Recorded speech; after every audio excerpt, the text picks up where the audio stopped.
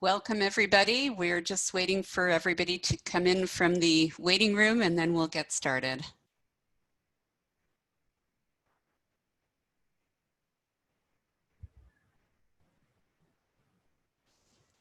Okay, so I think we're good to go.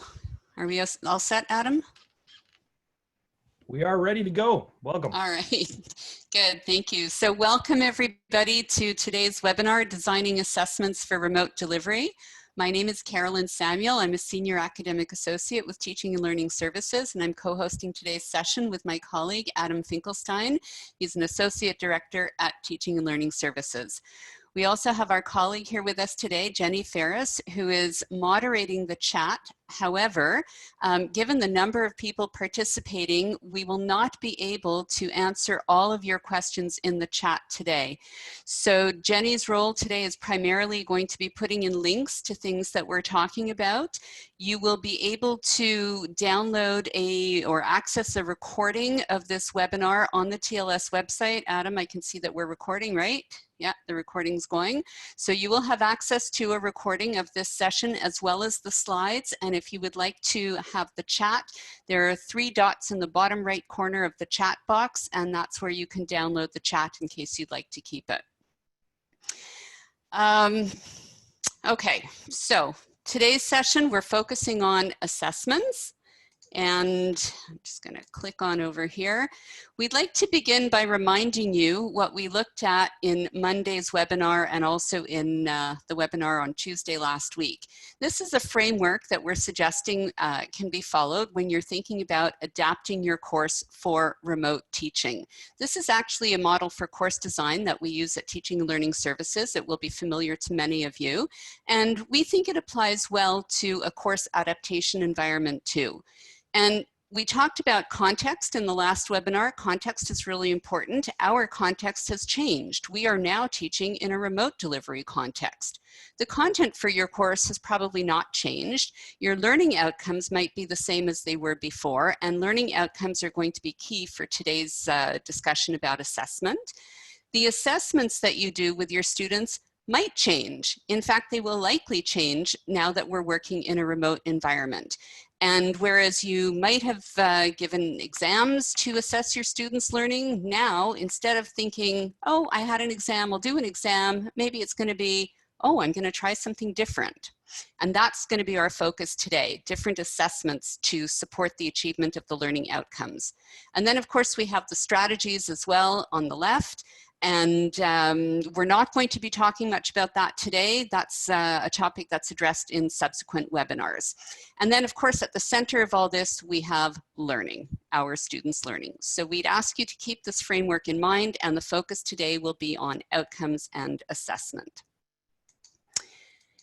Before we get underway with the content, though, we had given you some homework. We wanted you to take a look at the Adapting Your Course for Remote Teaching resource document.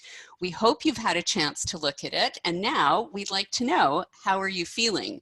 So Adam's going to launch a poll, and there we go. There we go. Okay, so the poll should be visible on your screen right now, and let us know how you're feeling.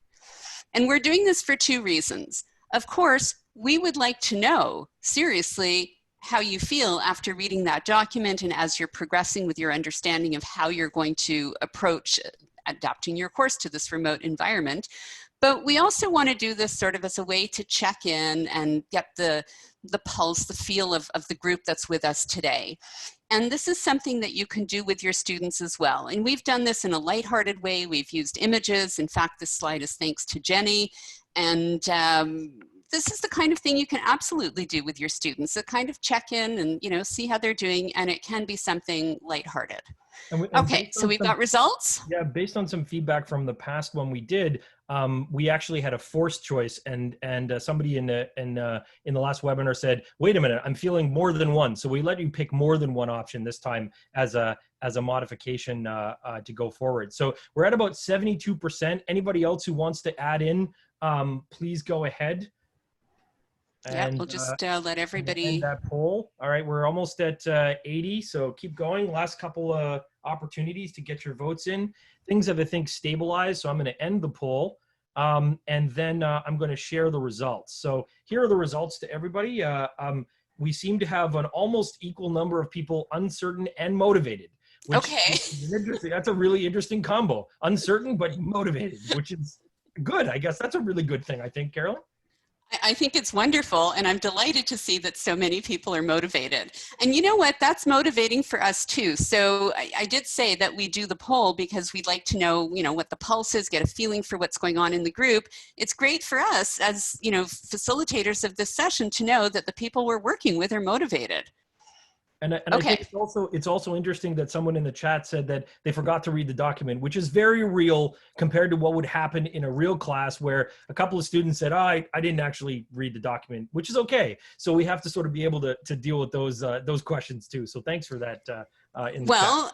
And something that we have talked about several times is the importance of following sound pedagogical practices. So we began with a reminder. We showed that framework again from the last session because we know that not everybody will retain information, not everybody will go back to it. So we were intentional about providing that reminder for you. I'm going to come back to the slides now, and we're going to keep going. We can take the results off the screen, and we have 3 outcomes for today's session. So by the end of the session, we're hoping that you'll be aware of assessment options for remote teaching. And options, that's important. Again, we have an agenda. We kind of want to get you away from this one-to-one correspondence where you had an exam, you're going to do an exam. You had an exam, let's expand the horizons. We're also hoping that you'll be able to build diversity into and foster academic integrity in your assessments. So that's a concern, of course, and we're going to offer some strategies for doing that. And we hope that you'll be ready to plan your assessments. So after the 2 primary webinars, the foundational webinars, you'll be ready to plan assessments and to go on to the next webinars in our curriculum. And we'll come back to that a little bit later. So this is our framework for today's session, course adaptation considerations, and we're going to suggest that when you're doing your adaptation, you support learning, and that's where we focus on learning outcomes, that you allow students to demonstrate their learning in a variety of ways. So again, beyond an exam, exams have their place, not saying you shouldn't do exams, but maybe exams as well as some other assessment types. Adapt for fostering academic integrity. So we're going to offer some concrete suggestions, concrete strategies for how you can do that. And then we're going to suggest that you include frequent, small, low stakes assessments, and we're going to tell you why. This is Bloom's taxonomy. It might be familiar to some of you. In fact, I'm going to guess that it's familiar to many of you. And Bloom's taxonomy illustrates levels of learning that refer to various ways in which one can demonstrate learning. And these levels may be a useful tool to help us be more precise when we assess learning by framing student learning outcomes at different levels of complexity. So the higher levels, we've got lower order learning down here and we've got higher order learning here. The higher levels require the ability to do the lower levels as well. So for example, if you want students to apply a concept, they first have to understand it. So we help our students move up the pyramid. And I'd like you to take a look at the verbs. There are verbs that are associated with each of the levels. Those verbs can be extremely helpful when we're designing assessments, and I'm going to show you why. But just before I change the slide, I do want to point out this is not a comprehensive list of verbs that are associated with the different levels of learning. There are many, many different verbs, and if you Google this, you will find many examples of verbs, but this just gives a sense of what would be appropriate. So let's take a look at combinations. Learning outcomes. So here you see these verbs again and the different outcomes we might want our students to achieve. Demonstrate knowledge, capacity to structure information, ability to demonstrate their communication skills, maybe defend an argument, demonstrate writing and reflection skills. I'm not going to read them all, but I would encourage you to pay attention to those different verbs and think back to that taxonomy. Then on the right, in this column, we have assessments. So there are many different ways we can assess the different outcomes. And it would be important to remember that one outcome can be assessed more than once in your course, and it can be assessed in different ways. And you can have one assessment that could be assessing more than one outcome at a time. So this idea of combinations can be really helpful. And look, like, I just want to point out one that I really, really like. This demonstrate the ability or the capacity to structure information. We've got an infographic here. That's a really creative assignment, and that's such a novel way to have students actually demonstrate their ability to do that. Another example here, we've got multi-stage presentation, we've got multi-stage term paper. Maybe not everybody's familiar with multi-stage assignments. Jenny is going to put a link in the chat, and in fact, she's already done that. You can see a full-blown example there for a multi-stage term paper, but essentially the idea is that you break down large assignments into component parts, and then you have students submit pieces of that larger assignment along the way, and then they can get feedback. That's where we come back to that low stakes part, which we're gonna return to. And it's a way for students to keep on track with their work and not wait till the end of, or the middle of the semester or the end of the semester to have one big assignment. I'm also going to mention critical thinking. I know that's an important piece for many of you, and we often see a learning outcome that says students will be able to demonstrate their ability to be critical thinkers.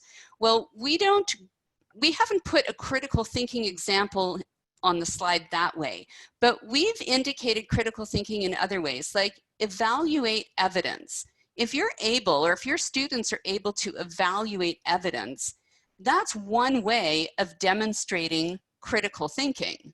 So I have this on my mind because of a conversation I recently had with an instructor, and we talked about this, and we had talked about how it can be helpful to break down the notion of critical thinking into component parts, like evaluate evidence or identify flaws and inconsistencies in an argument, because that makes it simpler to assess. So students will know what they need to do, and you will have an easier time as well providing the assessment feedback to them. So I think now I'm going to turn it over to Adam, and you'll take it from here. Perfect.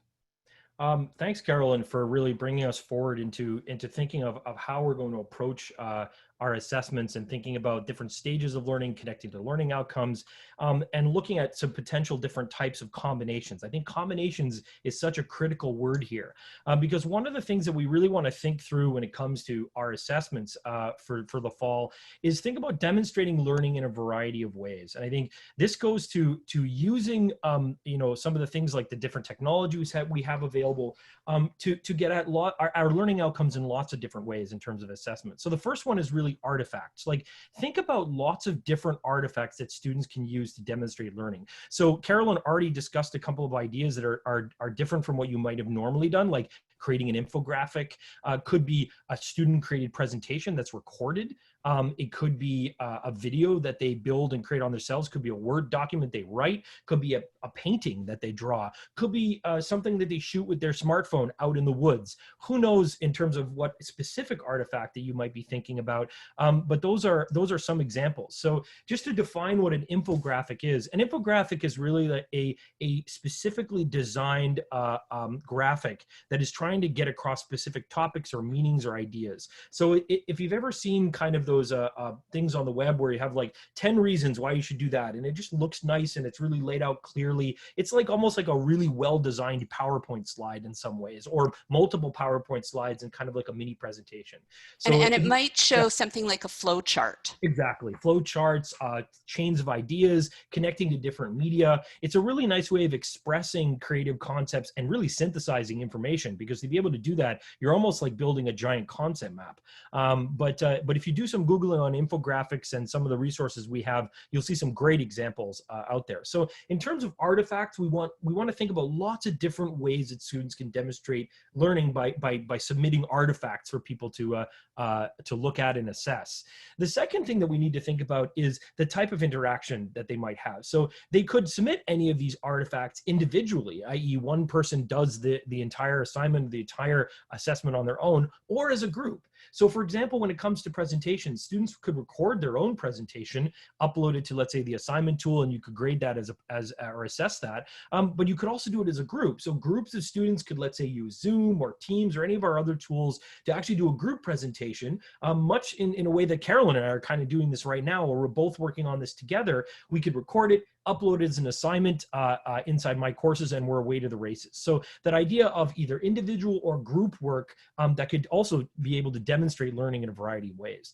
And lastly, in terms of feedback, there's a number of different ways that you can give feedback to students, and thinking about that as a variety. So for example, you could just have self-assessment. There are really great examples of, let's say, if you're uploading some videos or having videos, to give students some quick sort of questions to think about, like maybe a short little 5-question multiple choice practice exam or something like that, or even practice questions. They could all be self-assessed or assessed by the system. In other words, nobody is actually giving direct feedback. Maybe the system itself is saying what's right or what's wrong or why, but that self-assessment process allows students to do it at their own pace.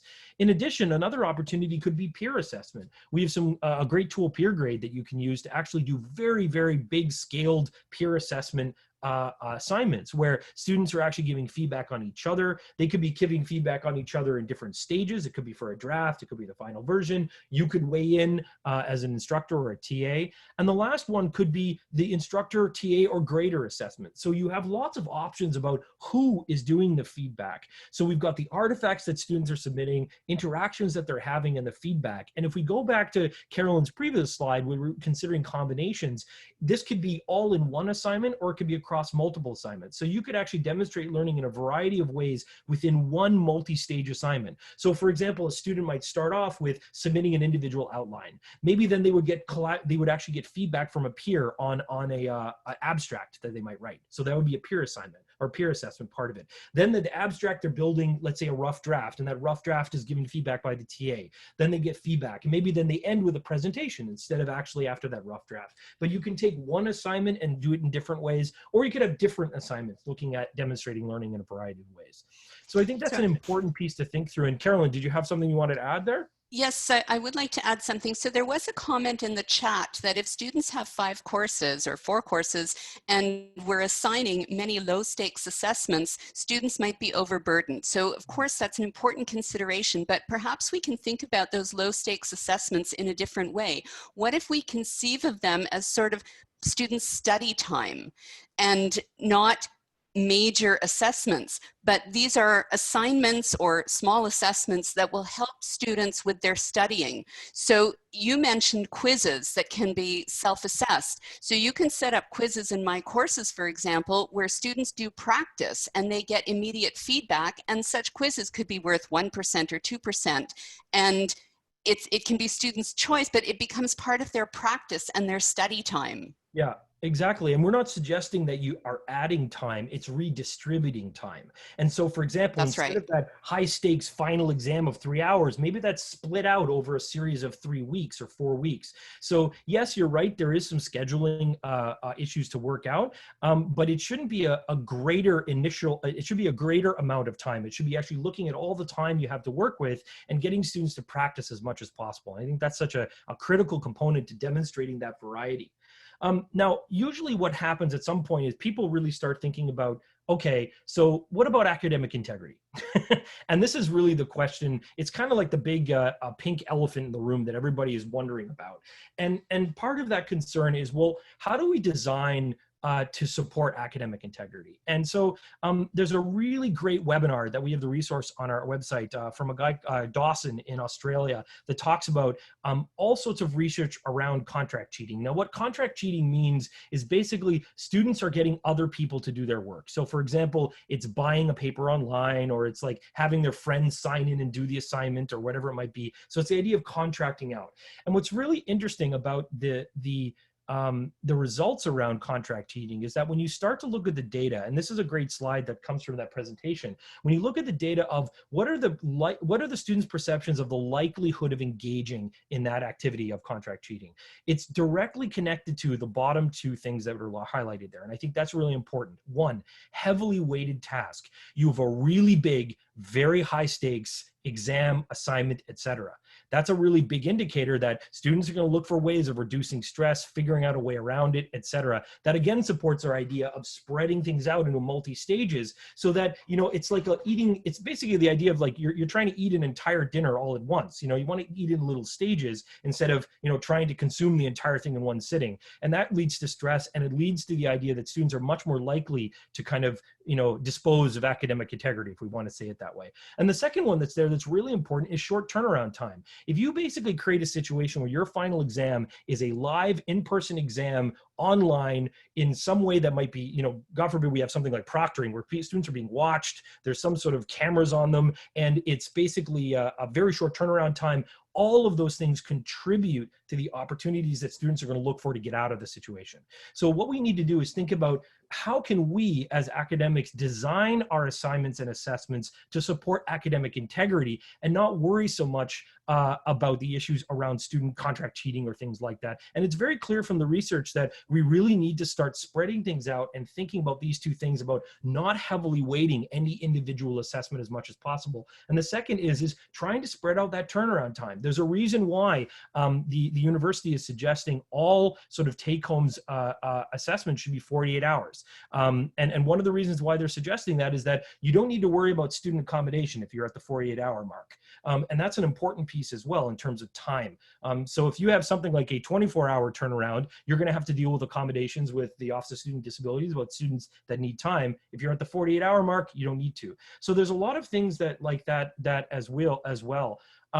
And I think that, you know, keeping in mind too that, yes, you're right. I think there's a comment about the series of small graded tasks are an issue as well. You're right. One of the things that's key is you can't completely stop all issues around potentially students trying to get around having to do their work.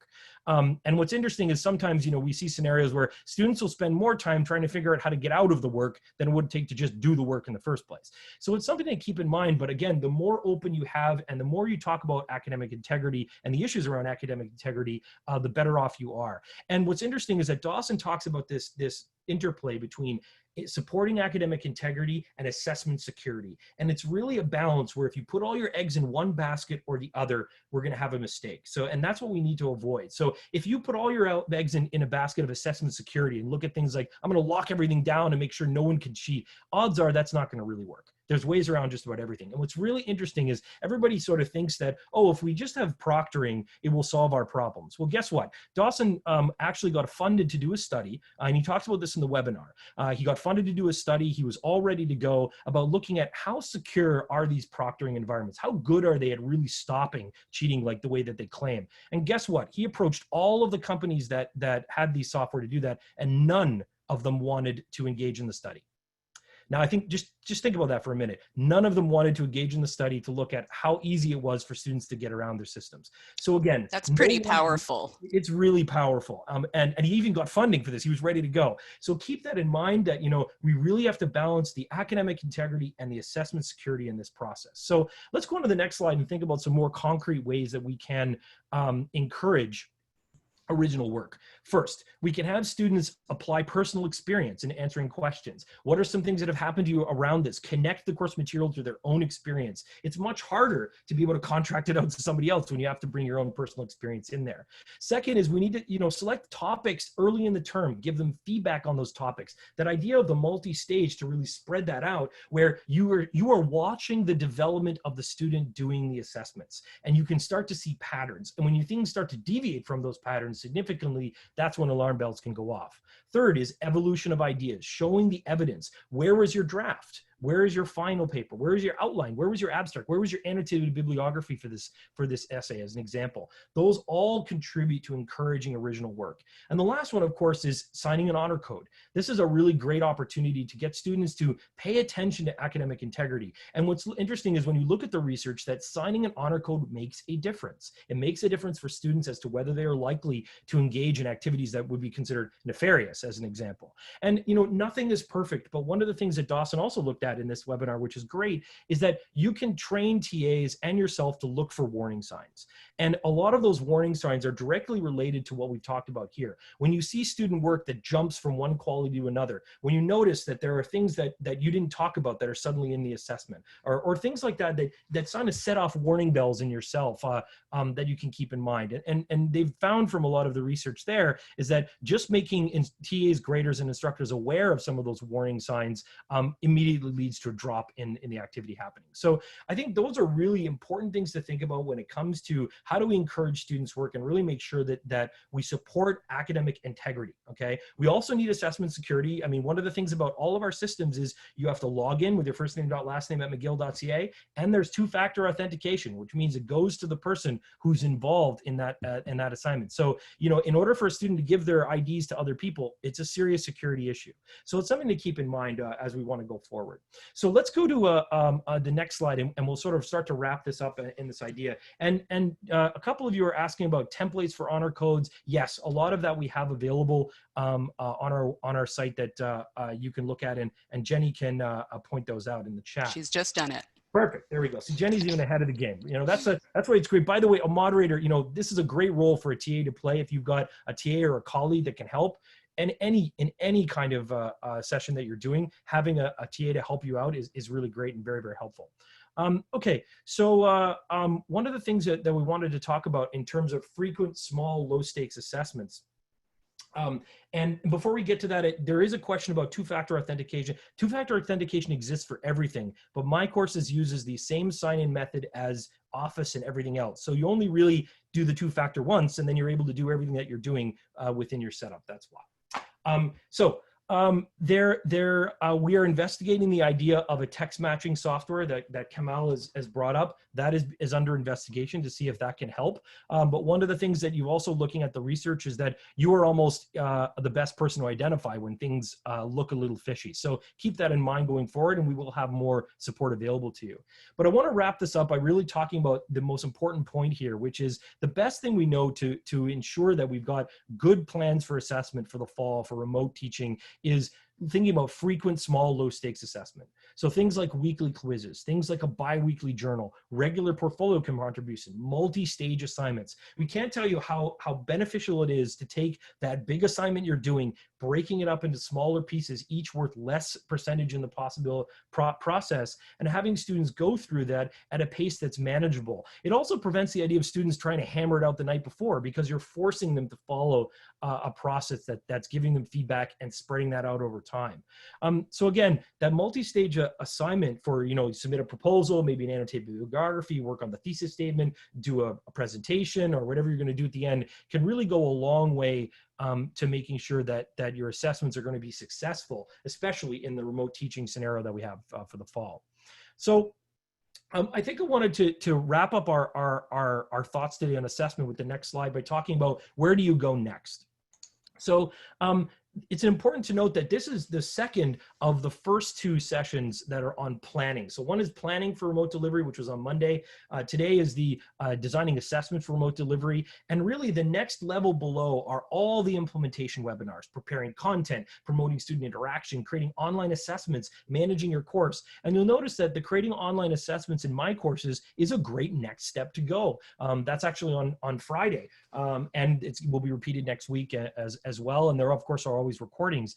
So these next level implementation webinars are designed to help you be able to implement the ideas that you might have. So coming from these first two sessions saying, you know what, I want to do a multi-stage assignment, and I want to take my term paper and split it up into these sort of 5 components. I'm thinking, which tools should I use? And we can't tell you how important that is that, you really want to match the tool that is supporting what you need to do with assessment with your learning outcomes and the goals that you have. So for example, you might be thinking about a final exam, but a final exam may not just be use the quiz tool. or use the, the quiz tool in my courses. Maybe your final exam is actually 3 tools. Maybe you're doing part of it with an assignment submission, like you're actually submitting an idea. Another one might be a short quiz or assessment that you have to do where you're filling it out. And maybe there's a peer grade component, who knows? So I think that's an important piece too, is that, we don't want to necessarily think of one assessment, one tool supporting it. We want to try and support whatever you're trying to do with your assessment with the right tools for the job. And of course, there are others around interaction, the polling workshops and Zoom, etc. And so maybe the last thing to point out here as well is the next steps. So the next steps in terms of preparing is, again, the documentations that's available, that's on our website, looking at adapting your course for remote learning, and then also looking at adapting your assessment strategies. These are available online. We urge you to take a look at those and all of the resources that are available on the resources page on our webinars. You'll see all of the resources we talked about, the articles that we discussed today, as well as these kind of supporting documents. And also, we want to suggest that an important next step for you is to look at where you can level up your My Courses knowledge as well. So we have all of the webinars that are available, which go into deep knowledge about each of the different areas. And if you want to do some of this on your own in a self-paced way, you can actually look in My Courses. There's something called My Courses Essentials, and it's really a little mini tutorial that will lead you through a lot of the basics of getting going with My Courses if you want to know where to start. And if you notice there in My Courses Essentials, there are 67 posts of people asking questions and having conversations around what you can do with My Courses, and we urge you to really engage there. So I think that's where we sort of wanted to wrap everything up. We're just at our 12 sort of 30-ish mark or so, and that gives us a lot of time for some questions. But before we get to those questions, we have a question for you. And that question is, what is your big takeaway from today? What are some of the things that you really are thinking about? Throw it into the chat. We think that's important because what we do is we look at the chat in detail afterwards as well as read it as it goes if we can. So that's something to keep in mind, that a good strategy for you to look at the things in the chat. And if you have some ideas about what your takeaways are, please throw them in there now, and that'll give us some good feedback. Carolyn, you want to add to that? Well, it is indeed good feedback for us, but another reason that we like to do this activity at the end is because we feel if you type something into the chat, if you have to do that kind of reflection, it might be a way for you to remember when you leave what is important for you. So this is a strategy we do recommend for doing with students as well, so that they can highlight, it's highlighted to them before they leave your session what their takeaways are. I do want to comment on a couple of things in the chat that I've been noticing. So there was a question about exams at, will they be offered over 72 hours? There is no policy at the university. You should check in your faculty or your department if there's any guideline that's recommended. We're recommending minimum 48 hours to address accommodations. So if students are registered with the Office for Students with Disabilities, this takes into account the accommodation they might need. So there's absolutely no regulation. It could be 48, it could be 72. We say we're recommending minimum 48, but do check with your unit to see if there's any in-house guideline.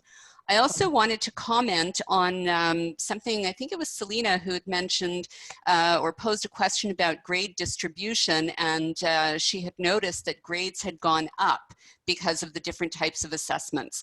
So I just want to come back to the idea that we began with, which was learning outcomes. And what we want to assess is the extent to which students have achieved the learning outcomes. So that might be sort of a paradigm shift for some instructors. On one hand, one can be thinking of the ranking, the grade distribution and the ranking, but we're suggesting put that aside. Don't worry so much about the ranking. Focus on the learning and how can students demonstrate their learning. And imagine if all the students did well, it would mean that they have succeeded at achieving the learning outcomes. Like, wouldn't that be a good thing if the students achieved the learning outcomes? So we recognize it's somewhat of a paradigm shift. Well, it's funny too, because it's one of those, if every student got an A, deserved to get an A, is there something wrong with everybody doing well? Like this is kind of a really interesting paradigm to talk through. I think though that one of the challenges, Carolyn, as well, is it may not also be a paradigm shift for instructors, but also a paradigm shift for departments and chairs and others that are used to a bell curve and used to a distribution. And there may have to be some real discussions at the department level that, hey, look, if you can demonstrate, my students deserve all of the marks they got because actually they learned well, and you can actually go and check and you can test them and find out. And guess what? They're really doing well. It's only going to serve the students better as they move forward in their degree. Well, okay. So it's true that departments might need to reconsider, but there's another group of stakeholders, that's the students. So it would be a paradigm shift for them as well. And some students seek the ranking because, of course, they're vying for scholarships or grants, but we're talking about learning. That's our focus. We're talking about assessing student learning. It's true that happens within a context, we're within a system, but right now, let's think about how we can assess student learning outcomes. So I wanted to draw attention, Carolyn. There are two questions I think that are really good to address. There's one that was a little bit earlier that Samantha was bringing up about struggling with multi-stage assignments, that students respond, if she gives feedback on the rough draft, students are kind of expecting to get 100% on the final draft, that there's this idea that you've given me all of the corrections I need to make, I've made them, therefore, ergo, I get the perfect score.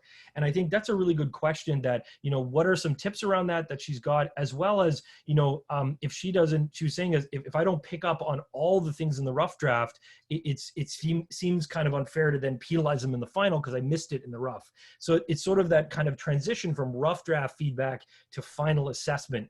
That would be an interesting discussion. So what are your thoughts? It's a very interesting challenge. It's one I have lived many times. I've grappled with that. Yeah. I think one thing to do would be to share expectations with students. You as the instructor and your students really have to have a shared understanding of what constitutes a top-notch paper or a top-notch assignment. And that's not a simple thing to do. I mean, you can talk about expectations, but I would suggest working with examples and having students do exercises where they actually assess other papers, not their peers. You can collect examples from students in previous years, or you can work with published work, but have students work with students to assess other work so that they develop a deep understanding of what constitutes an appropriate piece for that assignment. And I think you can let students know that I'm not marking everything. I'm not commenting on everything. I'm giving you a sense of where you need to improve, but you need to go back and look at examples, and you're developing your work. And just because I'm giving you feedback doesn't mean you're going to get it all right the second time around. Exactly. But it's about talking it through with the students. Yeah. And it's, it's so funny how like expectations is such an important piece around everything in assessment. It's all, a lot of the misunderstandings and issues all come around expectations of what the assessment's for, what it's meant to do, all of those issues. And I think you bring some great points there. I want to address one other question before you get to some other ones that's come up actually multiple times that talks about TA time. And I think this is a really good question that people are wondering, what do I use my TAs for? What happens if I'm doing more smaller assessments? Does that increase TA time? I think this is something you really have to juggle with. You really have to look at how many hours you have for TAs that are being given to by your department, and then look at, well, okay, from those hours, I'm going to carve it up in this way. It's really got to be something that's contextual to your course.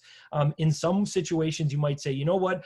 I'm not going to have this part TA graded. I'm going to do this as a self-assessment and auto-grade it in my courses. That's one way of shunting kind of the feedback to a different route. Or you might say, you know what, I'm going to do peer feedback in this scenario because it's going to allow me to use my TAs for something else. So I think, you have to use all of the TAs you have, just like other resources you've got at your disposal, to think, what is the best use of my TA time? You might say, well, some of my TA time I actually want to use in a live session I'm doing, so I'm actually going to not have them do grading. So you have to make those kind of calls as you go forward. And I do know it is an issue. It has come up where TAs are support is radically different across different courses, different departments, and different faculties. And that is something we urge you to bring to your dean, bring to your department chairs, and discuss with them, because there are difficult situations where you may not have enough TAs to be able to work through it. So you're going to have to think think of some other creative ways. And I come back to, again, the idea of more self-assessments, the idea of using peer assessment to help spread some of that feedback out. Any comments you want to make on that one, Carolyn? No, not on that one. I'm ready All right. to move on to another one. Let's move on. That sounds good. Pick another one. So Françoise has said she loves the idea of assessment of other work from previous years, which is what I talked about a minute ago. I do want to emphasize the importance of asking students for permission to use their work. So if you collect work from previous years, please do so with permission from your students. I've actually posted somewhere on the TLS website an example of an email that I used to send my students regularly at the end of every semester after I had posted their grades. And I asked them if they would allow me to use their work, and if so, would they send it to me as a Word document. And I also described the conditions around which I would share their work. So I don't know how quickly Jenny might be able to find that. It's a little bit buried. It's in the Arts Toolkit, Jenny. If people can't find it, we'll try to remember to post it to the TLS website under resources for this webinar. But I think that's just an important point to remember. If you use work from previous years, please do so with student permission, even if you show it anonymously. And you know, one other thing I wanted to add is there's a really good comment here that's asking about, well, what about large classes? I mean, I think everything we've talked about can scale up. And I think there are great examples of people. I know a Grady example course in anatomy that was doing peer assessment with 400 plus students. That's one of the big benefits of using some of these technological tools to support the types of assessments you want to do, is that these can be scalable. A tool like Crowdmark is amazing to be able to do written work by students at 700 students at scale. And it's really, there's a lot of support that we have for tools to be able to do all of these types of things at a large level.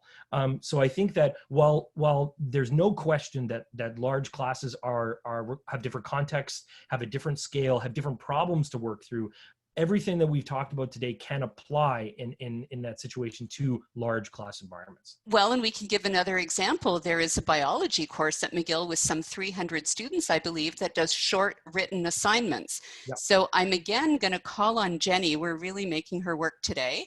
Jenny, if you go to the Teaching for Learning blog and do a search for Tamara Western, I believe there are 2 posts there that describe her assignment in the large biology class. Oh, I'm getting a thumbs up from Jenny.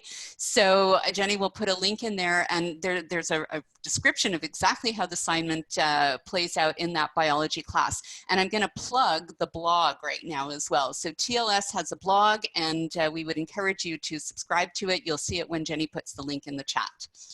So one of the people I mentioned, Crowdmark, as an example. There's a page on our website on Crowdmark, which I will grab, Jenny. Don't worry.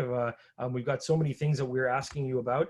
But Crowdmark basically allows you to do a grading of generated work by students at scale. It's really meant where essentially what happens with students is that you can create an assessment. You can actually have students write out work, take pictures of it, scan it, upload it. It's spread out among multiple TAs. So you could actually have 4 or 5 TAs that are doing large grading of 700 people. You can actually split it up. So TA1 is grading all of question 1. TA2 is grading all of question 2. All of this is done virtually. It can be done blind. You have feedback that's done electronically. It's absolutely amazing. I'm going to basically leave a link in the chat. You can go look more about it. There's a little video overview of what it does. There's some resources about adding it. If you want to do some more things with Crowdmark, we can help you later on with that. So great. We can look for some more questions here in the chat. And I believe— Oh, wait, we have a hand up though. Maybe, yes. Should we call on the hand up? Let's call on Selena for the hand up. We're gonna ask you to unmute, and then feel free to unmute yourself and pose your question. Go ahead, Selena.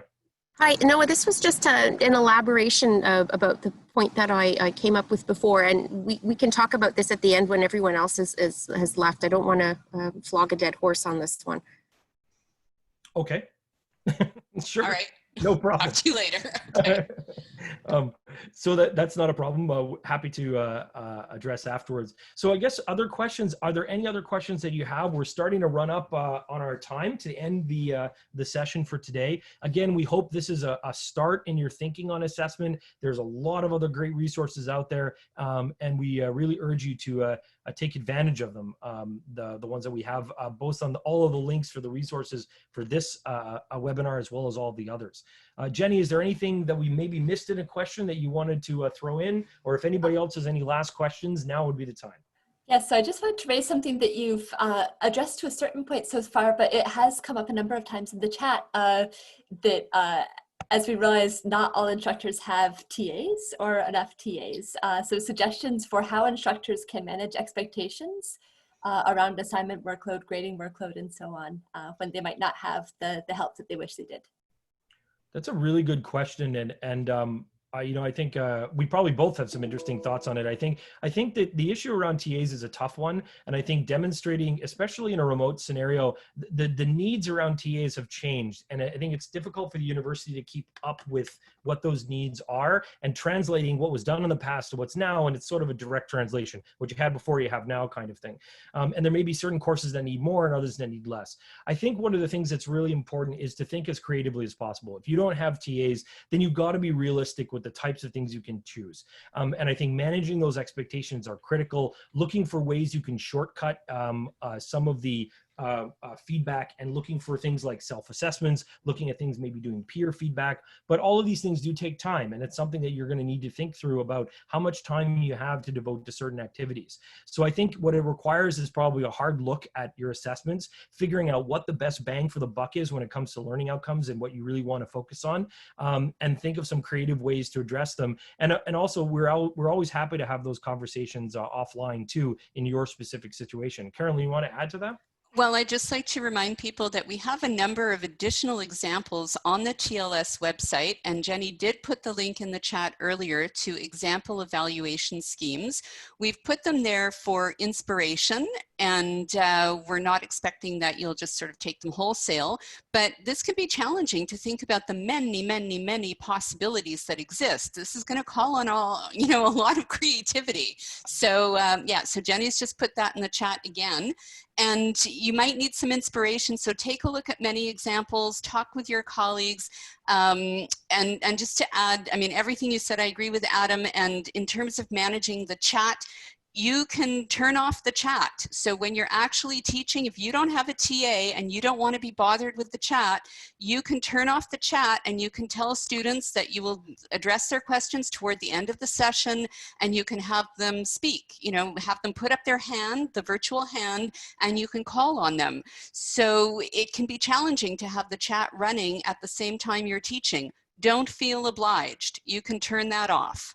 Yeah, I think okay, I'm looking at the time. Yep. It's 12:47, so I think we should call this to an end, and thank everybody for joining us today. We really appreciate your engagement. The questions are interesting. Hope you'll attend the next webinars that are coming up. We've got the whole slew throughout the month of June. Take a look at that curriculum map online, and you can register already today. I'd like to thank Jenny for typing furiously into the chat, and all those links are downloadable you can click on those 3 dots in the bottom right-hand corner of the box, and you can have a copy of the chat transcript. Adam, it's been great co-facilitating with you. Thank you very much. And we'll be online for another few minutes in case there are any other questions, but we'll officially call this to a close right now. Thank you, everybody. Thanks, everyone.